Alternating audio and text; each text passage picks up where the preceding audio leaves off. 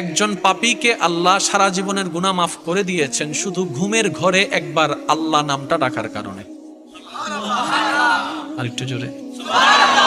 হাসরের ময়দানে একজন বান্দাকে আল্লাহ জান্নাত দান করবেন শুধু সে ঘুমের ভিতরে আল্লাহ বলে ডেকেছিল।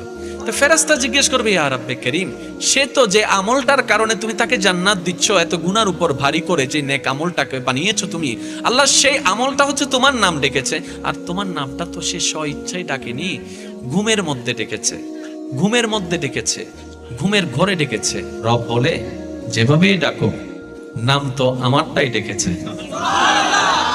যেভাবেই ডাকুক নাম তো আমারটাই ডেকেছে, নাম তো আমারটাই ডেকেছে, আর আমি তার ওই নামটা টাকাকে কবুল করেছি। ও ফেরেশতা, এক পাল্লায় সেই নামটার ওজন রাখো, আরেক পাল্লা তার সারা জীবনের গুনাহকে রাখো। সেই দিন হাসরের ময়দানে ওই একটা নাম ডাকাটাই ভারী হয়ে যাবে। সুবহানাল্লাহ।